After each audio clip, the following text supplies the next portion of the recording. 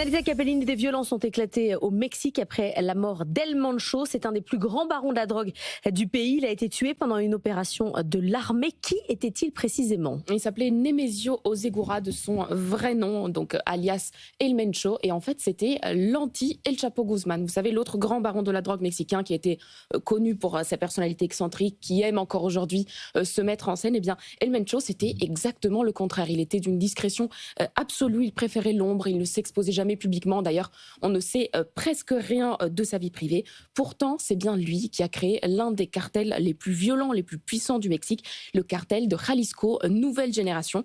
C'est une organisation qui a été créée à la fin des années 2000 et qui arrive aujourd'hui à défier le pouvoir étatique avec une violence extrême sur les personnels publics, sur les concurrents et même sur la population locale pour la contraindre à collaborer. Par exemple, le cartel est accusé de piéger et de kidnapper des jeunes pour les forcer, pour les recruter. C'est surtout une puissance économique tentaculaire. Bien sûr, c'est une organisation qui a des ramifications absolument partout, qui a des entrées partout au Mexique, mais même au-delà. Pourquoi? Parce qu'à ses débuts, El Mencho a fait face à beaucoup trop de concurrence avec les autres cartels de la drogue à la frontière avec les États-Unis.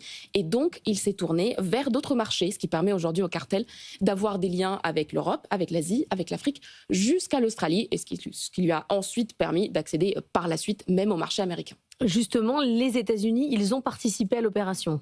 Évidemment, il y a un intérêt de la part de Washington puisque le cartel d'El Mencho est accusé aujourd'hui d'être un des principaux responsables de la circulation de drogues synthétiques aux États-Unis. Donc, on parle de cocaïne, de méthamphétamine et de fentanyl. Vous savez à quel point c'est important cette lutte contre le fentanyl pour Donald Trump, qui le considère comme un vrai fléau. Vous vous rappelez d'ailleurs que les attaques contre les Venezuela, à un moment, s'étaient concentrées justement sur les trafiquants de fentanyl ou prétendus tels. Donc, évidemment, il y a un intérêt tout particulier pour El Mencho. Ce que l'on sait, c'est que les États-Unis n'ont pas déployé d'hommes pour cette opération. C'était une ligne rouge de Claudia Sheinbaum, la présidente mexicaine.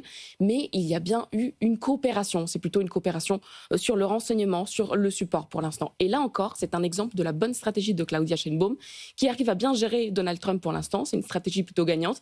Elle collabore avec lui sans se soumettre.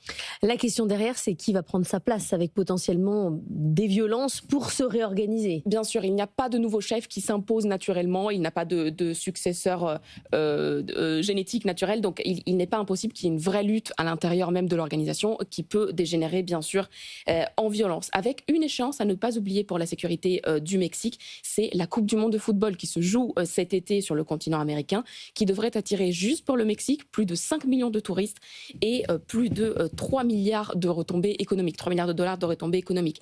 Il y a 3 régions qui sont mises en avant, c'est la ville de Mexico, l'État de Nuevo León et l'État de Jalisco, donc justement celui d'El Mencho. Merci beaucoup Annalisa Capellini. Le monde qui bouge, tu as retrouvé un replay, un podcast sur l'application BFM Business.